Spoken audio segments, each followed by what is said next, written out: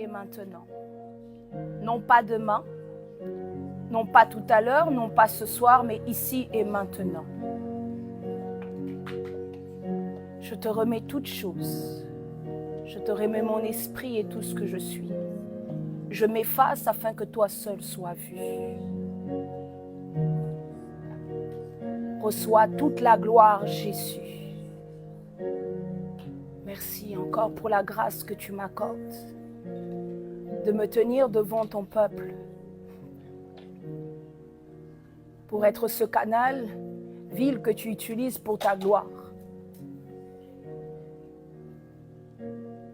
Que toute la gloire te revienne, Jésus. Toi seul es Dieu. Il n'y a personne d'autre comme toi. Dans les cieux et sur la terre. Dans les eaux plus bas que la terre. Personne ne peut se comparer à toi. Le narcisse de Saran, le lys des vallées, l'ancien des jours, celui qui existait avant que le monde ne soit. C'est lui en qui habite toute la plénitude de la divinité.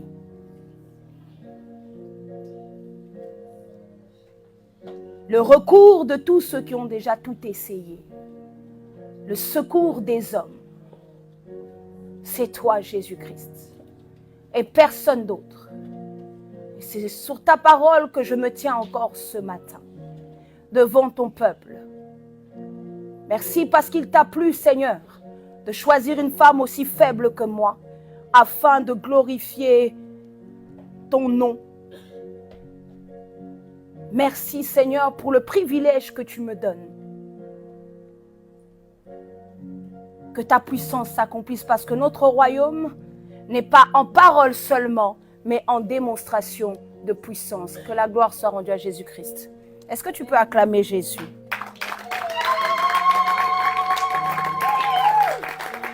Là, tu acclames parce que je t'ai demandé d'acclamer. Est-ce que tu peux vraiment acclamer Jésus? Parce que tu reconnais qu'il n'y a que lui et personne d'autre. Parce que dans ta vie, il a une place exceptionnelle. Comment tu peux l'acclamer assis? Parce qu'on n'acclame pas mon roi assis. On n'acclame pas mon Dieu assis. Il est un roi. Il est le roi des rois. Ah là là là là. Merci Seigneur. Amen. Merci.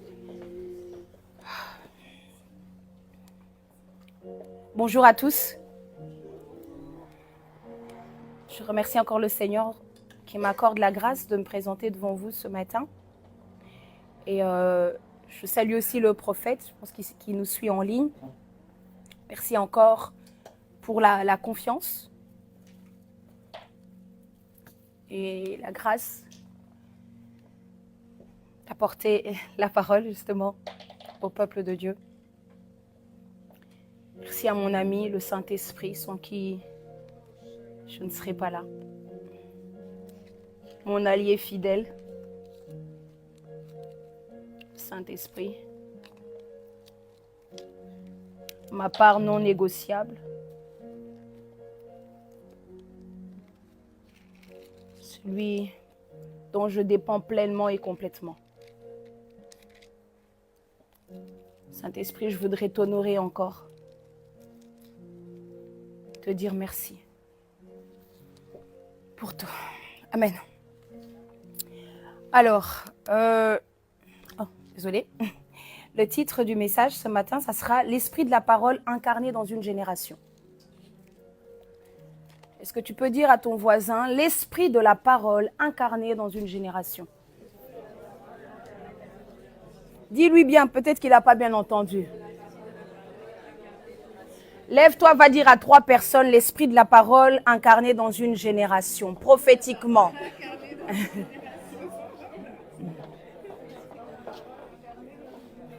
J'ai dit 3 personnes, hein, compte bien.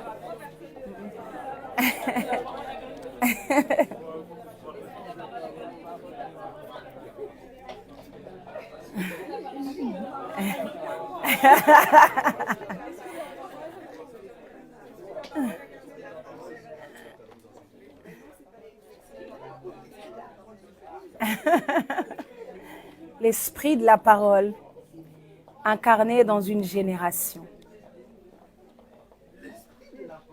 Et je ne sais pas si comme moi, pendant longtemps, quand je parlais de la parole, j'avais toujours référence à ma Bible. Un peu comme tout le monde, je pense.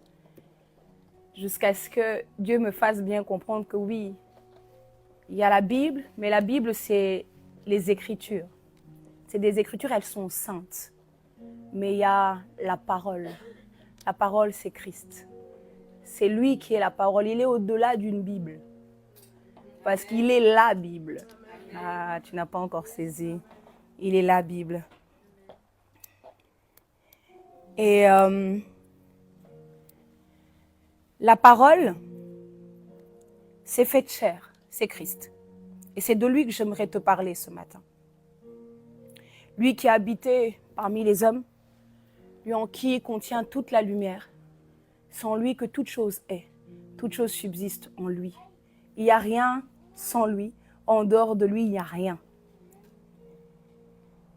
Et le Seigneur m'a parlé en me disant, l'esprit de la parole, je veux m'incarner dans cette génération. L'esprit de la parole veut s'incarner dans cette génération. Et Apocalypse 1:3 nous dit, « Heureux celui qui lit et ceux qui entendent les paroles de la prophétie et qui gardent les choses qui y sont écrites, car le temps est proche. » Nous sommes dans des temps qui sont proches. Nous sommes dans des temps qui sont critiques. Nous sommes dans des temps de la fin. Et tous les signes nous le montrent. Mais comment nous, dans cette génération, nous devons aussi nous préparer à cela. C'est un peu ça qui a conduit ma réflexion avec le Saint-Esprit. Comment nous devons faire face à cela en tant que, non seulement disciples de Christ, mais en tant qu'Église corps. Parce qu'on ne doit pas oublier qu'il est question du corporatif. C'est vrai qu'on est disciple, mais il s'agit d'un corps également. Parce qu'il est à la tête d'un corps, il n'est pas à la tête d'une personne ou seulement toi, mais il est à la tête d'un corps. Et nous devons commencer maintenant à penser de manière corporative. Nous devons commencer maintenant à penser d'une manière pas seulement à toi. Tu ne peux plus être égoïste en fait, parce que quand il s'agit du plan de Dieu, ce n'est plus toi qui es en jeu, ce n'est plus seulement ta destinée qui est en jeu, mais c'est tout ce que tu portes en toi. Ah. C'est toutes les vies que tu portes en toi. C'est toutes les destinées que tu portes en toi. Et c'est toutes ces âmes qui t'attendent. Il ne s'agit plus de toi. Cette histoire-là est devenue corporative. Il s'agit d'un corps. Est-ce que nous, maison, on parle souvent de maison, je suis d'accord, on est une maison, mais est-ce qu'on peut commencer à penser comme un corps? Une maison dans laquelle il y a un corps. Et si le bras est malade, on est d'accord que si quelqu'un a le bras cassé ou je ne sais pas quoi, on peut l'appeler handicapé. Alors si quelqu'un d'entre nous n'est pas bien, est-ce que notre corps n'est pas handicapé? On ne peut plus seulement être égoïste et penser à nous, à notre bien-être. Mais on doit commencer à penser de manière corporative. Qu'est-ce qui est bon pour le corps? Est-ce que mon comportement est bon pour le corps? Est-ce que ma vie, elle aide le corps? Est-ce que ce que je fais, ça aide le corps? Je suis la première à qui je me dis ça moi-même. Quand j'ai eu cette réflexion avec le Saint-Esprit, je me suis dit, c'est vrai. Pas toujours je pense de manière corporative. De me dire qu'en fait, tout ce que je peux faire et ce que je suis peut impacter en fait quelqu'un d'autre. D'une manière ou d'une autre. N'est-ce pas? On est d'accord ou pas? Ok, parce que vous êtes très sérieux. On est connectés. Parole et de la parole. Et comment est-ce que Dieu m'a montré, si je peux dire, une représentation, parce que c'est pas ça, n'est-ce pas? Parce qu'il a plusieurs facettes. J'ai vu comme un trésor qui était consigné, mais dont une clé m'a été donnée pour ouvrir, et c'était la parole qui est sortie de ce trésor. Et j'ai continué dans la réflexion toujours avec le Saint-Esprit qui m'enseignait ces choses. Et la parole est là pour nous emmener dans la révélation. Et vous vous souvenez, le prophète nous a parlé de l'esprit de la révélation, n'est-ce pas?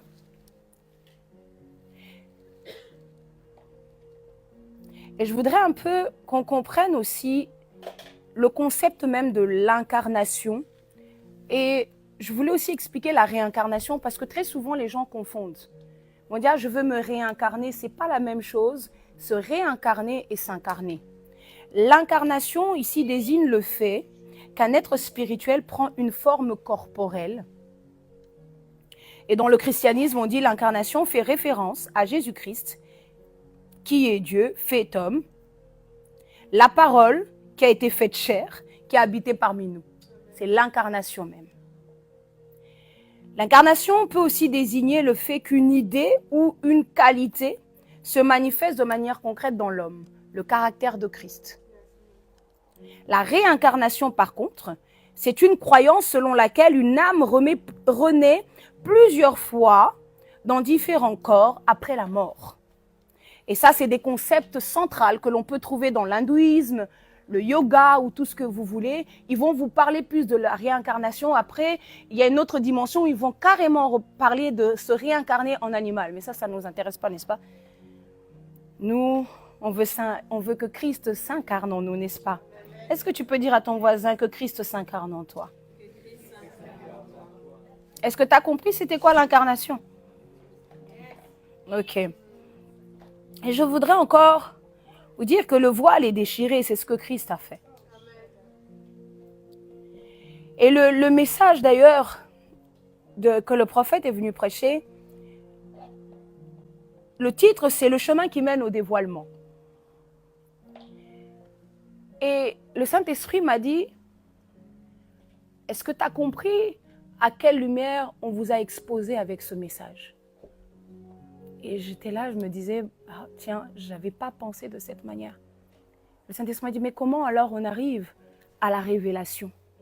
Parce qu'on vous a parlé de l'esprit de la révélation. En fait, on vous a exposé à une lumière. On vous a exposé devant une porte. Est-ce que tu es entré? Ou tu es juste resté devant, tu t'es dit, waouh, quel message. Mais est-ce que tu as pu pénétrer cette dimension? Vous l'avez tous fait? Ok. Ben, moi aussi, ne vous inquiétez pas. Oui, par la foi, mais il faut aussi que ça se manifeste et ça soit tangible. Moi, c'est ça que j'aime. C'est que, ok, c'est parce que des fois, je trouve qu'on est dans l'abstrait, mais Dieu veut que les choses soient concrètes. Est-ce que tu n'as pas envie de vivre des choses concrètes? Pas que ça soit seulement de l'abstrait. Ah, vivre par la foi. Ça, c'est une phrase qu'on se donne. Allez, disons-nous la vérité entre nous. Il n'y a personne qui nous écoute. Des fois, c'est une phrase qui... Oui, je sais. Des fois, c'est des phrases un peu des chrétiens. Hein? Oh, c'est par la foi. Mais en réalité, dès que tu rentres chez toi, il suffit d'un événement, la foi, là, tu la mets de côté. Donc, en réalité, c'est qu'une phrase bateau. Mais est-ce qu'on n'a pas envie de vivre Christ réellement? En vérité et en esprit. Pas que ça soit une idée ou un concept lointain ou un concept qu'on s'est créé pour se rassurer. Mais ce qui ne peut pas être vrai. Est-ce que Christ ne peut pas devenir une vérité? Parce que ce qui va te permettre de t'asseoir sur ce trône-là et de ne pas être déstabilisé, c'est que la parole devienne ta vérité. Parce que quand les temps difficiles vont arriver, c'est ça qui sera ton socle. Et si tu n'as pas la parole pour socle, ton trône-là, tu peux être détrôné facilement. Est-ce que la parole est ton socle? Je ne te parle pas de la Bible. C'est pour ça que je vous ai dit, ce matin, je ne viens pas te parler de la Bible. Mais quand je parle de la parole, comprends bien, je ne te parle pas seulement des Écritures saintes. Oui, parce que en fait, ce qui est bien et merveilleux dans les Écritures saintes, c'est que chaque mot leur révèle la parole. Ça parle de la parole. Chaque lettre, chaque truc, chaque histoire, en fait, ça parle de Christ. Finalement, autant être en lui. Parce que tout parle de lui. Tout est pour lui. N'est-ce pas?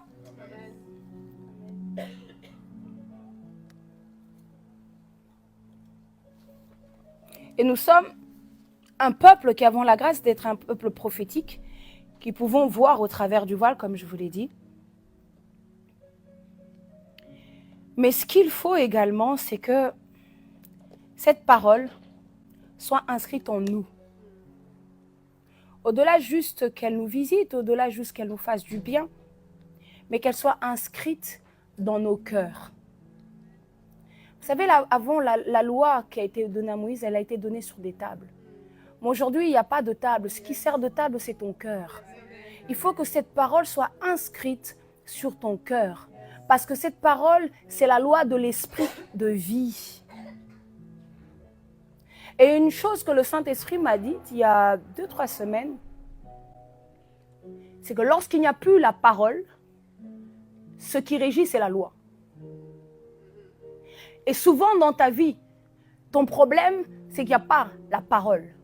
En Israël, lorsqu'il n'y a plus eu de parole, lorsque les prophètes ne prophétisaient plus, ce qui a régi Israël, c'était quoi? C'était la loi. Et ceux qui étaient devenus garants de cette loi, c'était les pharisiens et les sadducéens.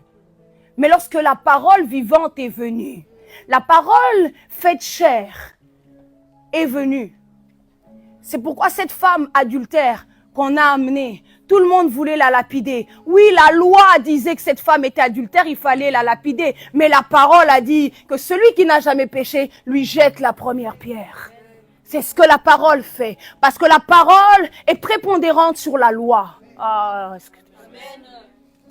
parole est prépondérante sur la loi. Peu importe sous quelle loi tu as vécu, je viens te parler de la parole. Je viens t'annoncer la parole. Aujourd'hui, tu n'es plus obligé de vivre sous des lois, mais tu peux vivre sur la parole. Parce que la foi vient de ce que l'on entend. Ce que l'on entend vient de la parole. Pas d'une loi familiale. Pas d'une loi qui dit aucune femme ne pourra servir dans ta famille. Aucun homme ne pourra servir. Mais tu viens avec la parole.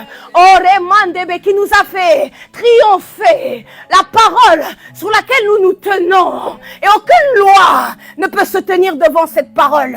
Parce que la loi n'a pas pu se tenir devant Christ. Lorsqu'on a amené cette femme, la loi l'a condamnée. Mais la grâce, la parole a dit non, que personne la condamne. Cette femme samaritaine, peu importe son histoire, peu importe sa destinée, elle avait plusieurs maris. La loi l'a condamnée. Mais la parole lui a dit, si tu savais qui tu avais devant toi, c'est ça la parole. Si tu savais qui tu avais devant toi, c'est à moi que tu demanderais de l'eau. Nema c'était. La parole ne condamne pas.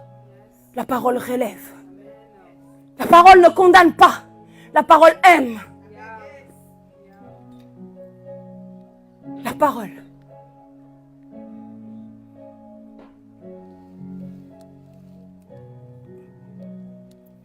La parole peut changer la destinée d'une femme qui n'était peut-être pas appelée à servir Dieu, mais la parole a changé cette loi, j'en fais partie. Peu importe sous la loi du sang sur laquelle je vivais, on nous a parlé du sang. Il y a des lois de sang qui t'empêchent de faire des choses. Mais alors que peut-être la loi du sang me permettait pas de me tenir devant vous. Mais la parole s'est tenue, elle a dit, elle se tiendra devant des hommes. Et elle parlera de moi. La parole vivante m'a fait tenir devant vous. Les c'était la parole. C'est sur elle que j'ai fondé toutes choses. Parce que si c'était pas lui, je ne serais pas là.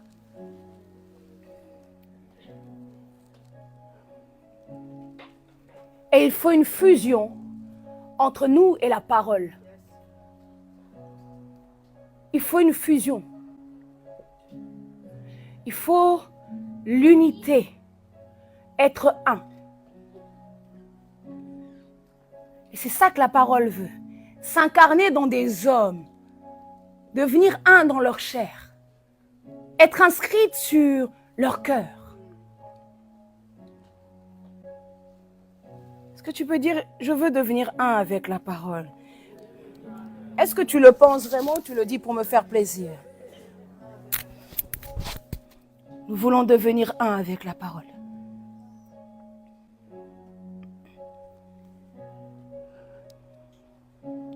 Et on peut prendre Jean 17. J'aime beaucoup cette prière sacerdotale que Christ fait.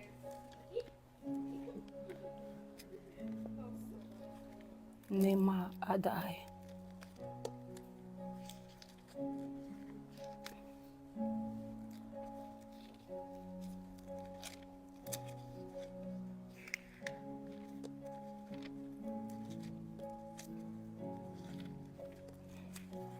Ok.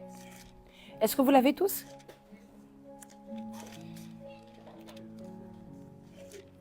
Attends.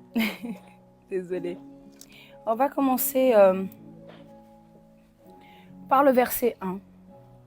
Jean 17. Après avoir ainsi parlé, Jésus leva les yeux au ciel et dit, Père, l'heure est venue, glorifie le Fils, afin que ton Fils te glorifie, selon que tu lui as donné pouvoir sur toute chair, afin qu'il accorde la vie éternelle à tous ceux que tu lui as donnés. La vie éternelle, c'est qu'ils te connaissent, toi, le seul vrai Dieu, et celui que tu as envoyé, Jésus-Christ. Mais ce qui est intéressant, on va sauter parce que le texte est long. Et on va aller... Ok, à partir de 16. Vous êtes tous là, Jean 17, 16. Ok. Ils ne sont pas du monde, comme moi je ne suis pas du monde. Sanctifie-les par ta vérité, ta parole est la vérité. Comme tu m'as envoyé dans le monde, je les ai envoyés dans le monde. Et je me sanctifie moi-même pour eux, afin que eux aussi soient sanctifiés par la vérité. Ce n'est pas pour eux seulement que je prie, mais encore pour ceux qui croiront en moi. Par quoi? Par leur parole. Afin que tous soient ensemble, afin que tous soient comme toi et le Père, tu es en moi, et comme je suis en toi, afin que eux aussi soient en nous, pour que le monde croie que tu m'as envoyé. Un. Nous devons être un, pour que le monde croie qu'il nous a envoyés. On est en train de parler des fusions. Et lorsqu'on parle des fusions, on nous parle aussi de temps apostolique dans laquelle l'Église est en train d'entrer. Et ce qu'il faut aussi savoir, c'est que ce ministère est entré dans sa phase apostolique.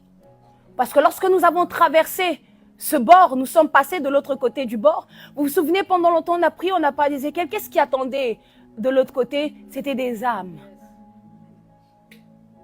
C'était une effusion. Ce ministère est passé dans sa phase apostolique. Et si on parle d'apostolat, on parle de bâtisseur.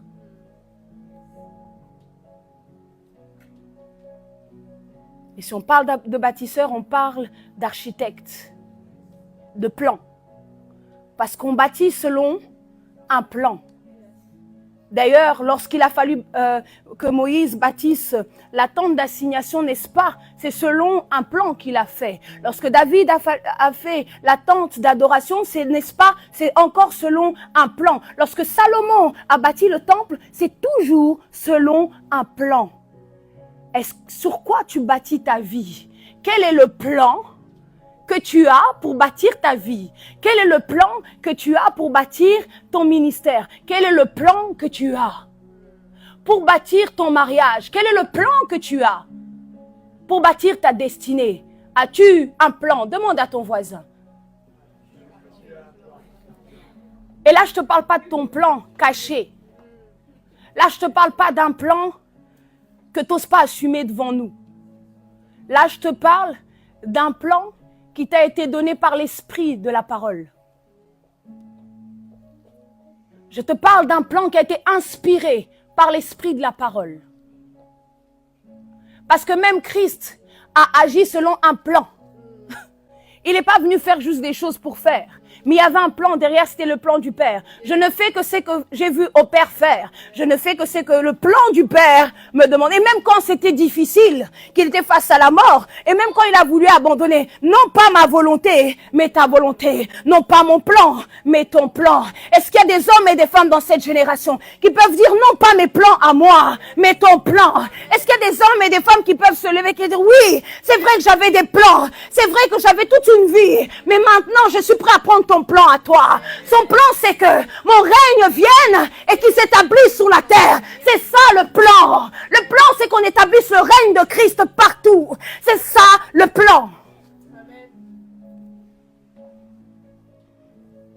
De conquérir des territoires. Et on nous a parlé de la conquête. On nous a parlé de Josué. Quand on priait, on nous a dit sur ces territoires, il y a des géants. C'était une conquête. Ils ne sont pas juste allés à Canaan et ils se sont assis. Ils ont dû, une fois arrivés à Canaan, commencer la conquête de Canaan. Ok, on est passé de l'autre côté.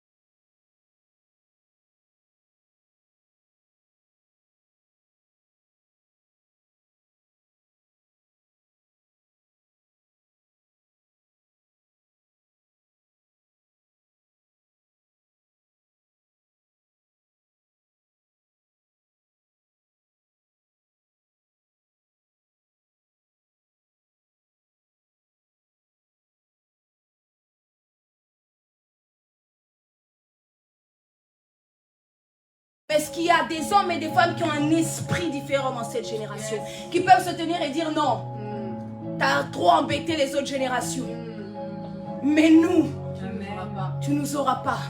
Nous savons à qui nous avons cru. Nous savons sur qui nous nous appuyons. Nous avons la parole qui nous a été donnée. Non seulement il y a le mandat, mais il y a la parole qui nous dit allez et faites de toutes les nations des disciples. C'est ça la parole. Et nous avons le mandat qui nous permet d'aller et faire de toutes les nations des disciples. Et le Seigneur, par ce mandat, est venu équiper le corps. Pas toi seulement, mais c'est corporatif. On est équipé pour aller à la guerre. Je ne sais pas pourquoi j'aime trop la guerre.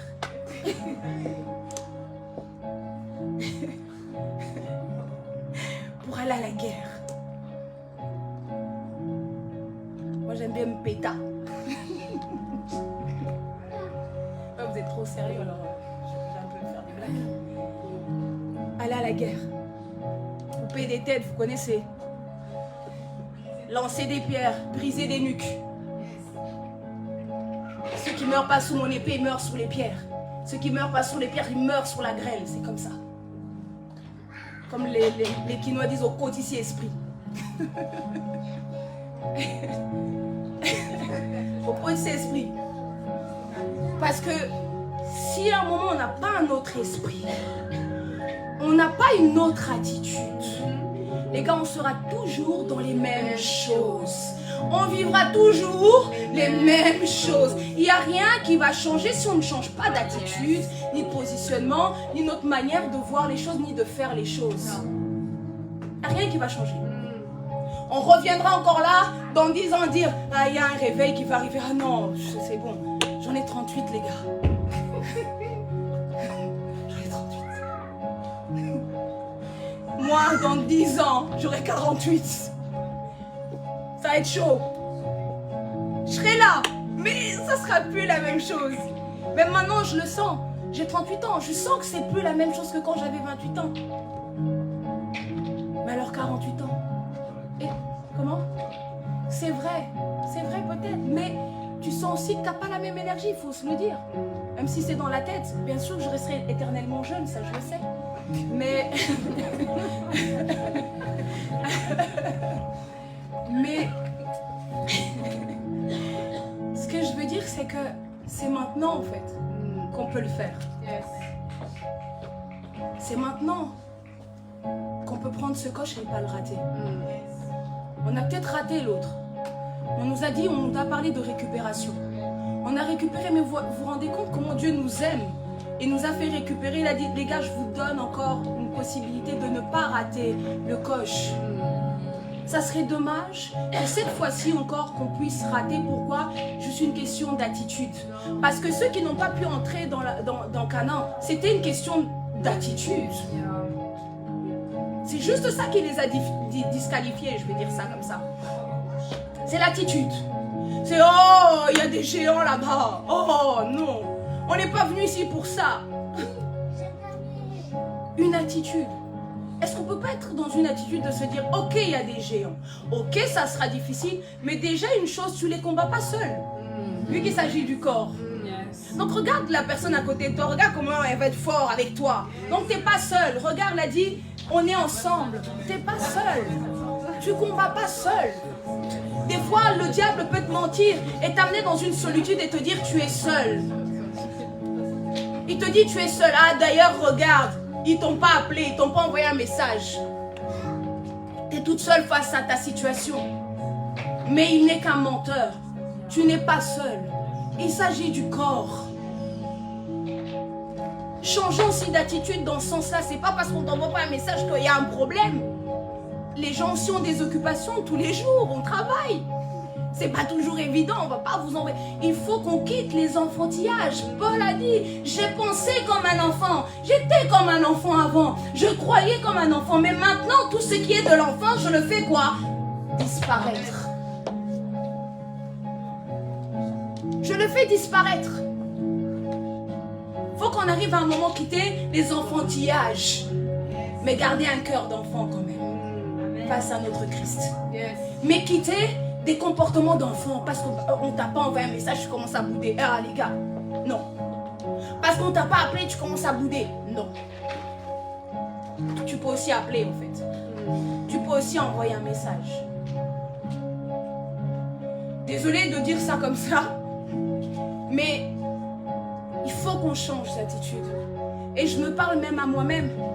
Il faut que les choses changent. Il faut que j'ai plus les mêmes attitudes, les mêmes comportements. On ne peut plus avoir les mêmes comportements. Il faut qu'on change. Et des fois, les mêmes comportements, c'est devenu même des excuses. Sincèrement. C'est des excuses que l'on se trouve.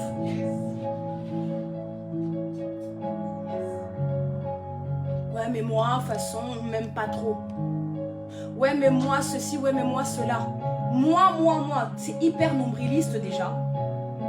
Parce que c'est que ta petite personne. Mais là, j'aimerais parler à un corps.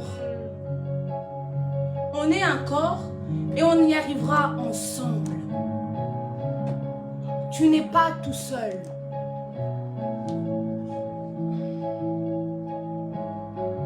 Et ce que l'esprit de la parole cherche aussi, c'est des cœurs. Et le problème aussi, c'est un problème de cœur. Il y a des choses aussi qui doivent être résolues dans notre cœur. Il y a des comportements qui doivent être résolus aussi dans notre cœur. Peut-être qu'il y a encore des choses dans ton cœur qui sont encore là et qui te poussent toujours à avoir le même comportement. Tant que tu n'as pas guéri de certaines blessures, tant que tu n'as pas dépassé certaines choses, tu vas toujours avoir les mêmes attitudes. Parce que souvent, les attitudes, on ne m'a pas envoyé ceci, on ne m'a pas fait ceci, c'est souvent dû à des blessures. Mais même ça, on doit régler. On doit pouvoir passer outre. On ne peut pas toujours rester dans les mêmes attitudes, excusez-moi, les mêmes comportements. Et c'était même pas écrit ce que je vous dis, je suis désolée, mais c'est comme ça. On doit changer d'attitude. Et je pense, Ornella nous avait parlé de l'attitude qu'avait eu Zacharie. Quelle attitude qu'on a? Au-delà de comment on se présente dans le service et comment on se présente devant Dieu, mais même envers les autres. Quelle est l'attitude que l'on a les uns envers les autres? C'est important aussi. Comment tu te comportes avec ton frère ou ta soeur ici? On ne va pas tous être potes ou amis, mais le minimum, c'est se respecter. Le minimum qu'on nous demande, c'est de nous aimer. Peu importe nos différences, mais aimons-nous. Si l'amour est en nous, il y a beaucoup de choses qu'on ne va plus calculer. Si l'amour de Christ, je ne te parle pas de ton amour à toi, je te parle de l'amour de Christ en toi.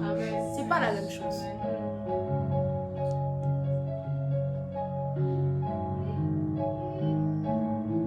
Et c'est sur ce cœur qu'il veut bâtir les choses. C'est pour ça qu'il a dit à Pierre, sous cette pierre, je bâtirai mon église. Et comme on sait aussi que ce n'est plus sur des pierres qu'est écrit la loi, mais c'est sur nos cœurs. Donc c'est sur nos cœurs qu'il va bâtir l'église. C'est sur ton cœur que Dieu va pouvoir bâtir. Et que toi aussi tu pourras alors bâtir. Parce que tu ne peux pas bâtir si tu n'es pas bâti en Christ. Mais le but c'est bâtir pour bâtir. Et on est bâti dans la parole. C'est pourquoi on a besoin de la parole. On a besoin de l'esprit de la parole. L'esprit de la parole qui emmène au perfectionnement. Une génération qui doit savoir s'effacer pour que Christ soit vu. Des hommes et des femmes qui n'auront pas besoin de mettre de l'avant leur ministère. Parce que ce n'est pas le but. Le but, c'est que Christ soit vu. Le but, c'est pas qu'on soit des concurrents. Cela ne servira à rien. Et ça ne sera pas à notre avantage. Si dans notre camp, on n'arrive pas à s'unir, ce n'est pas face à l'ennemi qu'on arrivera à s'unir et ni à combattre l'ennemi et à avoir la victoire. On nous bat souvent parce qu'en fait, on n'arrive juste pas à s'unir. C'est le problème du Congo aujourd'hui. Ils n'arrivent pas à s'unir. Ils sont face à... Désolé, hein, ils sont face à une situation. Juste un problème d'union aussi des fois. Mais même l'église, on peut voir aussi des fois ces comportements-là. Parce qu'on est souvent dans des églises des Congolais. On n'arrive même pas à s'unir autour d'une chose. Parce que la seule chose auquel on doit s'unir aujourd'hui, autour de quoi? C'est de la parole en fait. Pas autour de nos... Je sais pas, nos atomes crochus, autour de... Non. C'est autour de la parole. Que la parole devienne le socle de nos connexions, le socle de nos amitiés. Que la parole soit le socle vraiment de nos vies. Que la parole soit un socle dans cette maison. Qu'on soit autour de la parole. Qu'on sache se tenir, se conseiller selon la parole. Se parler selon la parole. Pas se dire des choses pour se faire plaisir. Ça, ce sont des attitudes qu'on a eues avant et on a échoué.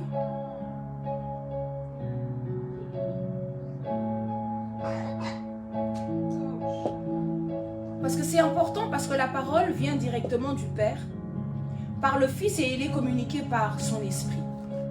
Alors cette parole en nous, elle deviendra alors source de vie, source de salut, de guérison et de délivrance pour les autres. C'est la parole qui agit en nous qui fera ces choses. Ce n'est pas toi, mais c'est la parole. Faudrait maintenant laisser cette parole en nous commencer à s'exprimer. Cette parole en nous commencer à prophétiser. Cette parole en nous commencer à guérir. Cette parole en nous commencer à toucher. Est-ce qu'on peut laisser la parole commencer à prendre toute sa forme en nous et faire ce qu'elle a à faire? Amen. Pas nous, mais la parole en nous. L'esprit de la parole agissant en nous. Comme dans Ézéchiel, lorsqu'il rencontre la parole, on dit que la parole entra en lui et lui fit tenir debout. Laissons cette parole entrer en nous et nous faire tenir debout.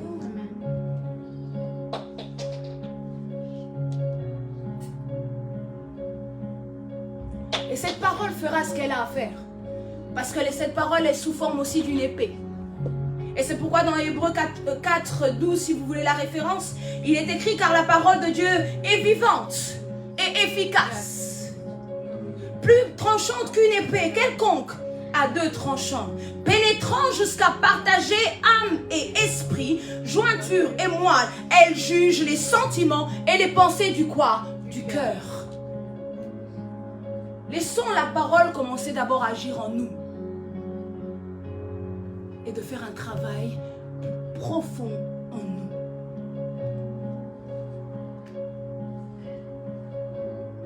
Esprit de la parole. Cette parole doit venir travailler en nous, dans nos cœurs.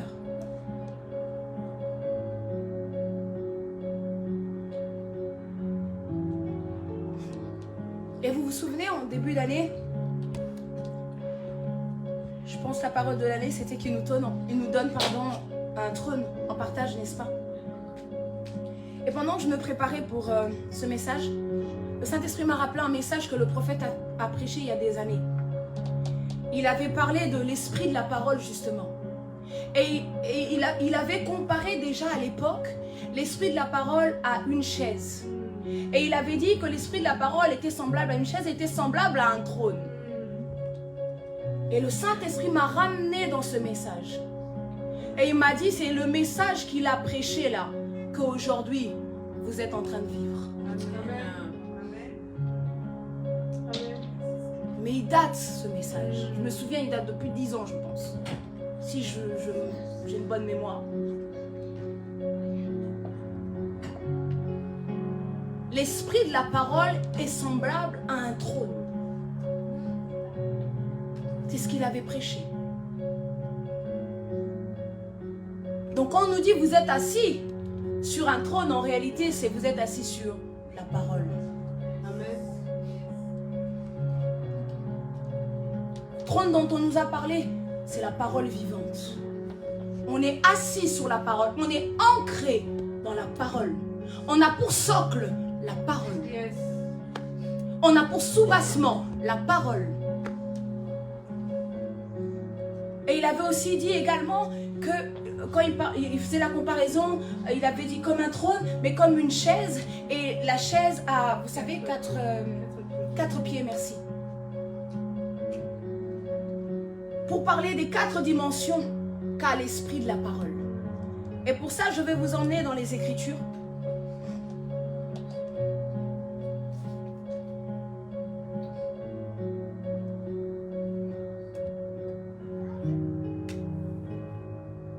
Corinthiens 14.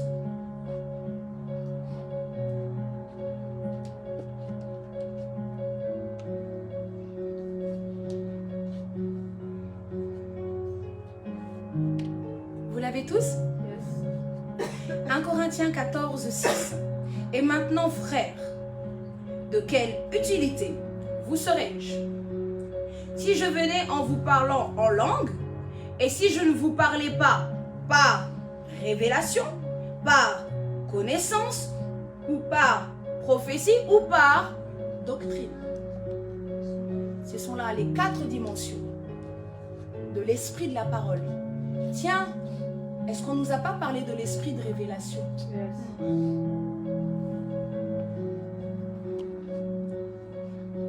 Et alors j'ai compris que pour vivre ce dévoilement, c'est que en étant ancré dans quoi? Dans la parole. C'est lorsque tu es dans la parole que tu peux alors, la parole peut agir en toi et t'emmener dans une révélation. Cette parole est dévoilée, le chemin qui mène au dévoilement. C'était ça le titre du message. Alors à ce moment-là, cette parole peut te dévoiler. Peut être dévoilée pour toi, pardon, plutôt. Peut être dévoilée pour toi. Parce que cette parole, comme je vous ai dit, il y a une consigne. Cette parole, elle n'est pas accessible comme ça, la parole. Elle est consignée. Elle est verrouillée. C'est pourquoi tout le monde peut lire la Bible. Mais tant qu'il y a le verrou, ils n'auront pas de révélation. Ils vont la comprendre comme un roman ou comme des aventures de plusieurs héros. Mais lorsque cette parole t'est dévoilée, lorsque le voile est ôté, lorsque tu reçois la clé de la consigne, alors là, ça devient intéressant. Parce qu'alors là, tu peux entrer dans ces 4 dimensions et vivre l'esprit de la révélation, l'esprit de connaissance, l'esprit de la prophétie et la doctrine où Chouraki va parler de l'enseignement. Chouraki va dire aussi par rapport à la révélation, il va appeler ça le découvrement. Et alors j'ai compris une chose. Si je n'avais pas capté déjà le premier message du prophète, qui était quand il a parlé du trône et qu'il est venu avec l'esprit de révélation, si le Saint-Esprit ne m'avait pas fait grâce de comprendre l'esprit de la parole, je serais passé à côté de tout ce qu'il a dit depuis le début. Parce que sans l'esprit de la parole, on ne sait pas vivre ces 4 dimensions.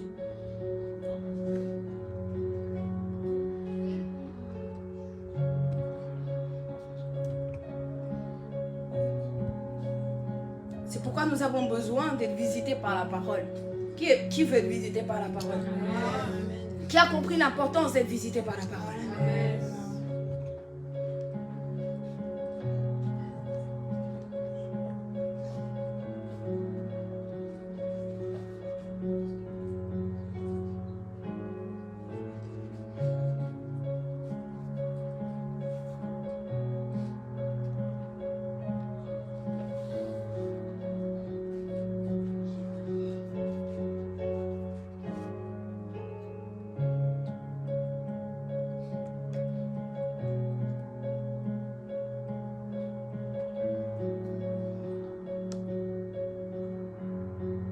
C'est pourquoi même si vous voyez Jésus, sa vie, quand on étudie sa vie, et même les disciples, les 4 évangiles qu'on en a, pardon, ça représente assez bien les 4 dimensions de la parole.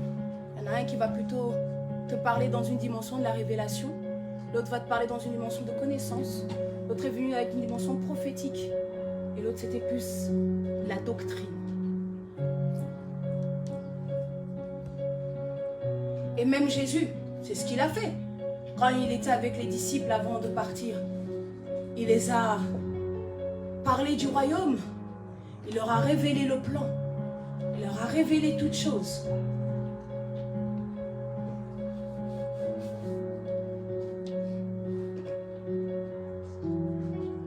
Il leur a fait connaître le plan. Il leur a prophétisé des choses qui allaient arriver. Et il les a enseignés. Et ce sont ces 4 dimensions-là qui feront de toi un vrai disciple. La révélation, la connaissance, la prophétie et la doctrine.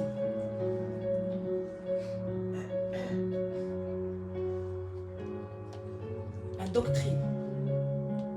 Et quand on parle de doctrine, quand on parle d'enseignement, directement, ça nous fait encore penser à quoi? À l'apostolique. Parce que les apôtres, c'est eux qui enseignent. Et nous avons la grâce d'avoir un apôtre en la personne de notre père, le prophète Jérémie Samuel, l'homme de Dieu de cette maison. Donc étant apôtre, il a un enseignement.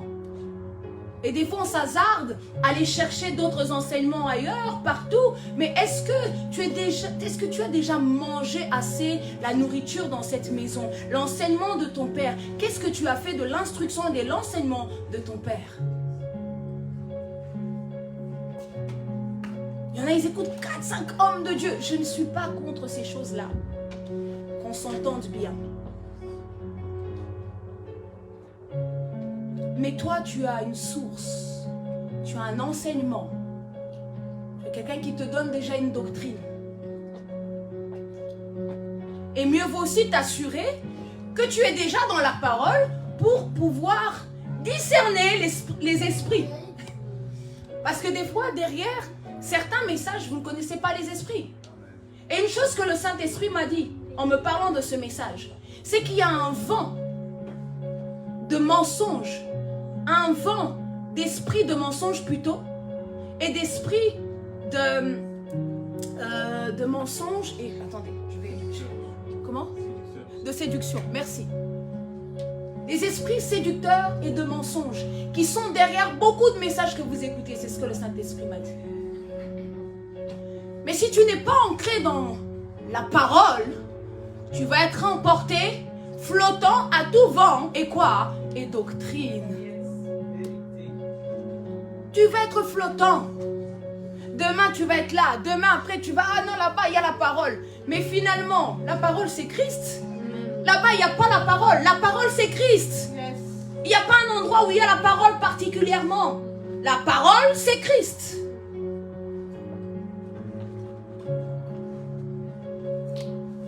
Et il faut aujourd'hui, plus que jamais, le discernement des esprits.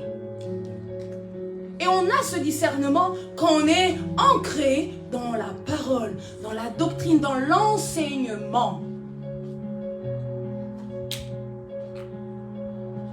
Et ce qui transforme les gens, ce n'est pas les prophéties, c'est l'enseignement. C'est pas la prophétie. D'ailleurs, on a bien vu que la prophétie a fait abandonner plusieurs le chemin de Christ. Oh, on m'a prophétisé, j'ai rencontré un faux prophète. Les gens sont devenus friands de prophétie. Ils viennent, ils veulent, une parole pour moi. Mais tu as la parole vivante. Si je te dis, si tu as la parole vivante, tu ne chercheras plus des paroles partout. Je vais chez tel prophète, il va sûrement prophétiser pour moi. C'est pas mauvais, hein, qu'on se comprenne. Ce n'est pas mauvais. Mais on ne peut pas être dans une attitude à courir après des prophéties si on est dans la parole.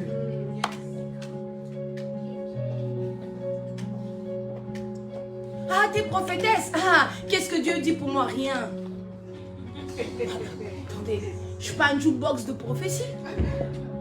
On ne met pas une pièce, prophétise. Non, en fait. Je laisse l'esprit de la parole s'exprimer. Si l'esprit de la parole veut prophétiser, il prophétise. Si l'esprit de la parole veut parler, il parle. Sinon, je me tais. Je suis au service de l'esprit de la parole. Je ne suis pas au service d'un peuple. Je ne suis pas au service des gens qui ont soif de prophétie, qui ont gavé de prophétie. Et à la fin, venir te dire, oh, mais je sais pas, t'as prophétisé, mais j'y crois pas trop. Mais il fallait pas venir me dire alors. Oh. Mais non. Vous cherchez, après ça devient un problème. Mais c'est vous qui avez cherché. On ne répondra qu'à votre soif. Est-ce qu'il y a un peuple qui a soif de vérité? Est-ce qu'il y a un peuple qui a soif de la parole? Je ne te parle pas de prophétie. Je te parle de la parole vivante, faite chair, Christ. Parole manifestée, la parole en chair, entrant en toi, ne formant que un avec toi. Parce qu'effectivement, quand je viens vous parler, je peux vous parler par prophétie, par connaissance, par révélation.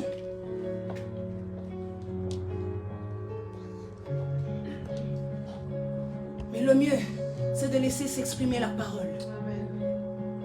Dans la dimension où il veut parler à l'église. Dans la dimension où il veut se révéler à l'église.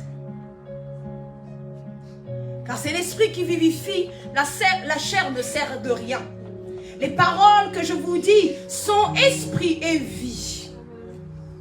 Les paroles que je vous dis sont esprit et vie. Donc ce que tu as besoin, c'est de la parole. Ah, t'as pas saisi. C'est que tu as besoin. Si des gens qui ont soif de la parole, on dirait que non. Avance. Merci. La parole. Faut qu'en quittant d'ici que je te revolte. Tu dis non, en fait, moi j'étais dans les Écritures. J'étais dans la Bible. Mais je veux la parole. Yes. La parole qui s'incarne en moi. Je deviens moi-même une parole vivante. Et si cette parole veut prophétiser, je prophétise. Si cette parole veut que je prêche. Mais c'est la parole qui fait ce qu'elle veut en moi. C'est la parole qui me conduit. C'est la parole qui nous dirige. C'est la parole.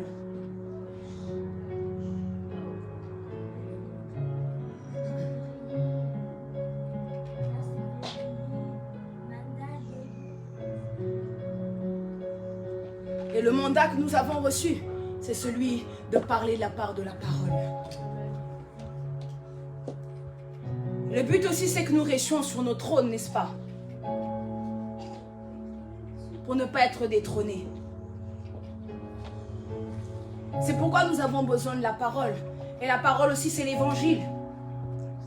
Et c'est pourquoi Christ nous a parlé de l'évangile du royaume. Il nous a parlé de l'évangile du Père. L'évangile, c'est l'esprit de la parole.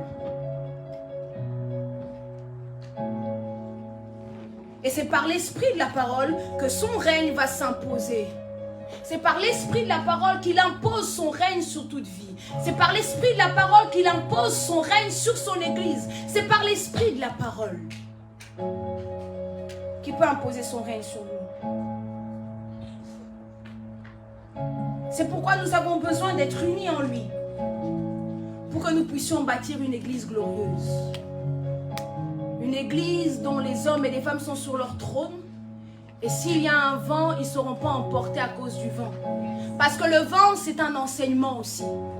Et des fois, tu es détrôné juste par un enseignement. Tu es déstabilisé par un enseignement. Or, le but, c'est que nous devenons stables. Et pour être des disciples stables, il nous faut la parole et il faut la manifestation de ces 4 dimensions. L'esprit de la révélation, l'esprit de connaissance, l'esprit de la prophétie et la doctrine. C'est ça qui fait des disciples stables. Nous sommes instables parce qu'en réalité, nous ne sommes pas ancrés dans la parole. Nous sommes aujourd'hui, je prie, demain je prie plus parce que je suis fatiguée. Je commence un jeûne, après 3 jours, j'ai trop faim. J'arrête. Je commence une démarche. Oh non Seigneur, je vais abandonner. Je suis fatiguée. Mais quand tu rencontres l'esprit de la parole, quand tu t'unis à l'esprit de la parole, je ne dis pas que tes combats tu n'en auras pas, mais tu auras un autre esprit pour affronter ces combats. Tu auras un autre esprit, tu auras un autre mindset. Il y a des choses qui te feront plus peur parce que Christ en moi, c'est l'espérance de la gloire. C'est le mystère caché de tous les temps qui a été révélé aux saints. Christ en nous, l'espérance de la gloire. Christ en moi, il est la base de tout. Je peux te parler de lui pendant des heures et des heures parce qu'il n'y a que lui. Tout est pour lui. Tout a été fait par lui et rien n'est pour nous.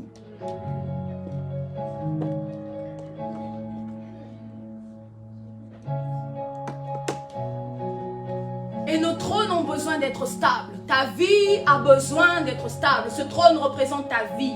On a besoin de stabilité. Et la stabilité demande aussi une maturité. C'est pourquoi nous devons quitter les enfantillages. La stabilité vient avec la maturité. La maturité, c'est un caractère de Christ. Soyons matures. Arrêtons de nous comporter comme des enfants. C'est seulement quand nous serons matures, c'est seulement quand nous serons ancrés dans les écrits, dans la parole, pardon, nous aurons pied dans la parole. Alors à ce moment-là, nous pourrons espérer d'avoir une certaine stabilité. Et il est temps qu'on vive une stabilité. Et moi-même, je demande à Dieu d'être stable, stable dans mon comportement, stable aussi même dans mes pensées. Des fois aujourd'hui tu penses comme ça, demain tu es en forme. Non, une stabilité dans ton esprit, une stabilité dans ton âme, une stabilité dans tes pensées. Tu n'es pas emporté partout. Il y a quelque chose qui arrive, ah Seigneur, j'abandonne. Non, des hommes et des femmes stables qui peuvent tenir des mariages, qui peuvent tenir des ministères, des hommes et des femmes sur qui on peut compter, sur qui surtout Christ pourra compter, sur qui le corps pourra compter. Nous avons besoin des gens sur qui compter. Dis à ton voisin, est-ce que je peux compter sur toi? Dis-lui bien, regarde-lui bien dans les yeux. Ne faites pas semblant. Est-ce qu'on peut compter sur nous? Est-ce que Christ peut compter sur nous? Est-ce qu'il peut compter sur toi? Est-ce que je peux compter sur toi?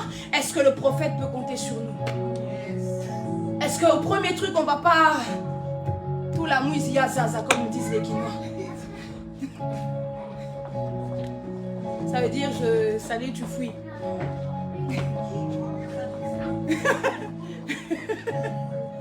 C'est une expression en fait, qui veut dire, genre tu tailles. Je ne sais pas comment on dit ça dans d'autres langages.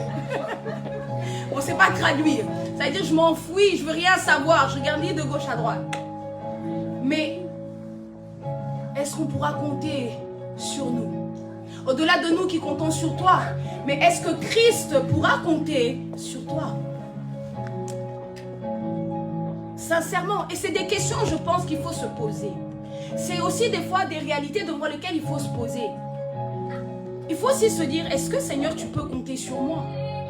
Est-ce que je ne fais pas juste semblant? Parce que ça se saura. Et ça se verra très vite. Parce que beaucoup vont abandonner.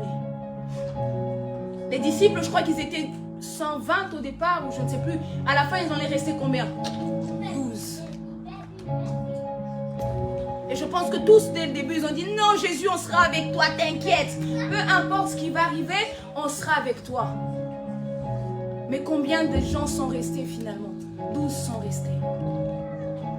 Est-ce que dans cette saison, alors qu'on est passé de l'autre côté du bord, et qu'on veut aller à la conquête de nos territoires, qu'on va aller à la conquête, est-ce qu'on peut compter sur vous?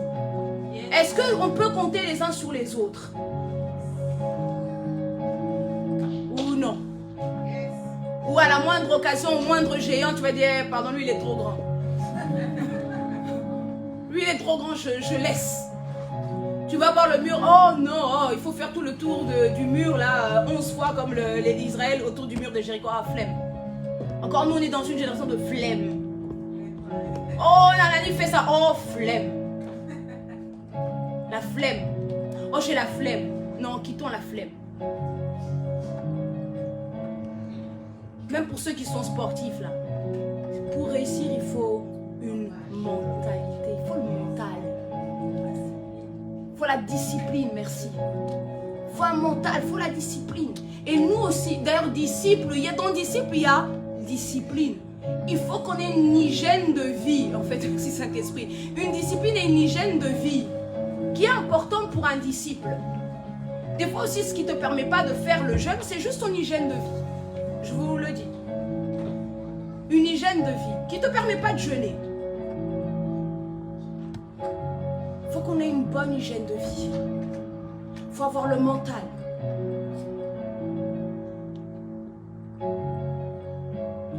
Ne pas se laisser influencer dès qu'il y a un truc, tu abandonnes vite. Ça va être difficile parce que quand on sera en guerre, moi je me suis en train de je me retrouve, oh, il est où? Non. Les gars, c'est chaud. On est en guerre. Ah, et lui il était à côté de moi, mais la chleute. Depuis on ne voit plus. Et puis on te voit 4 dimanches, on ne voit pas 5 dimanches. Oh non, en ce moment je vis des choses compliquées. Ah frère. Viens vivre les choses compliquées avec nous ici. C'est aussi bien. Même si c'est difficile. Mais souvent, c'est l'excuse. Non, je ne suis pas venue dimanche parce que je ne me sentais pas trop bien. En ce moment, je vis des choses compliquées. Mais viens les vivre ici aussi. Peut-être dans cette atmosphère, c'est compliqué là. Ça va se régler en un instant. On va te décompliquer ça. Merci à Titi. Mais alors que quand tu as des problèmes, tu restes dans tes problèmes, tu vis dans tes problèmes, tu manges avec tes problèmes, gars, ça ne va pas se régler. Tu vas toujours confronter tes problèmes, mais il n'y a rien qui va se régler. Mais quand tu dis, ok, j'ai peut-être pas la force, mais quand je vais là-bas, j'ai des frères et sœurs sur qui je peux compter. Quelqu'un, je peux dire, ah, Jess, est-ce que tu peux prier? J'ai tel problème, ça va pas. Ah, ok, Jess se met en prière pour toi et tu vois, une situation se débloque. Épaulaté. C'est ça le truc, c'est ça en fait. C'est ça notre force, l'unité. On doit être unis. L'unité de la foi. Un seul esprit, un seul Dieu, un seul baptême. L'unité. On n'y arrivera pas sans unité. Unis en Christ.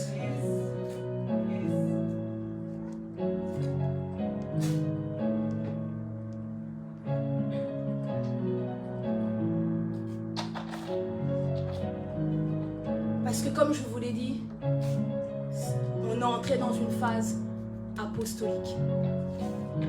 Les exigences ne seront plus les mêmes. Les attentes ne seront plus les mêmes. Il y a peut-être même des responsabilités qui ne seront plus les mêmes. On va peut-être t'en accorder plus. Mais est-ce qu'on pourra compter véritablement sur toi quand on va t'accorder ces responsabilités-là? Ou dès qu'il y aura un problème, oh non, en fait, j'ai pas trop de temps en ce moment. Non. Le ministère, c'est un engagement de vie. C'est ça qu'on doit prendre conscience. Et ce message, c'est pour que nous puissions ensemble prendre conscience dans quoi nous voulons nous engager, dans quoi nous voulons aller, et comprendre que nous avons un allié par excellence, l'esprit de la parole. Comprendre que nous avons pour socle l'esprit de la parole.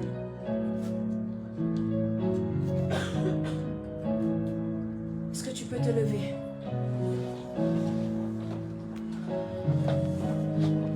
Si ce message t'a parlé peut-être ou pas, mais est-ce qu'on peut commencer à prier et remercier à Dieu? Si on n'avait peut-être pas compris les choses, dire à Dieu, pardonne-moi. Parce qu'en temps de ce message, je comprends, Seigneur Jésus, qu'il y a des réajustements que je dois faire dans ma vie. Seigneur, à l'écoute de ta parole, je me rends compte, Seigneur Jésus, qu'il y a beaucoup de choses que je dois revoir dans mon comportement.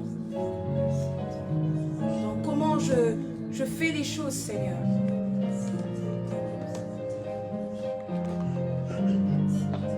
Seigneur, je t'aime tellement. Et je sais que je n'ai pas toujours fait les choses de la bonne manière. Je sais que je n'ai pas toujours été à la hauteur de tes attentes, à la hauteur des attentes de mon Père spirituel, à la hauteur des attentes de mes frères et sœurs, Seigneur. Je sais que je n'ai pas toujours fait bien les choses, Seigneur, mais aujourd'hui, oh Dieu, alors que tu as parlé, je veux me réajuster par ta grâce. Saint-Esprit, permets-moi de grandir en maturité et de faire disparaître tout ce qui est enfant en moi. Permets-moi de ne plus avoir les mêmes comportements que j'avais dans les autres saisons qui m'ont fait rater les choses, Seigneur. Permets-moi, Seigneur Jésus, de pouvoir saisir véritablement ce que toi tu attends de nous, de pouvoir, oh Dieu, être attentif et pouvoir écouter ce que toi tu veux véritablement et pouvoir écouter la parole. Pas écouter ma pensée à moi, pas écouter ce que je pense être juste ou correct, mais écouter la parole, parce que la parole en elle la capacité de nous transformer. La parole a en elle la capacité de nous faire vivre une vie différente. La parole a en elle la capacité de faire des hommes ordinaires, d'en faire des hommes extraordinaires, de prendre des femmes ordinaires et d'en faire des femmes extraordinaires. La parole a cette capacité. Seigneur, aide-nous. Aide-nous de comprendre encore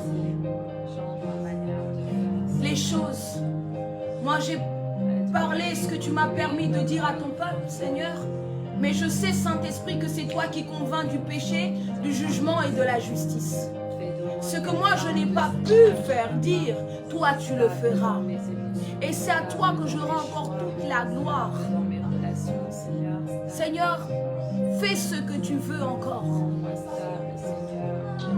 Nous prions véritablement pour changer d'attitude.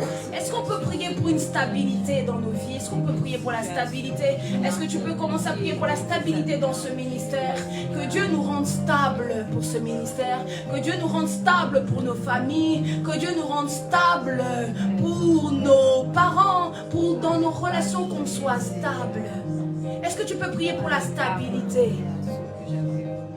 Seigneur, donne-nous par ton esprit la stabilité. La stabilité qui vient avec la maturité. La stabilité qui vient avec la maturité. Nous voulons un ministère stable.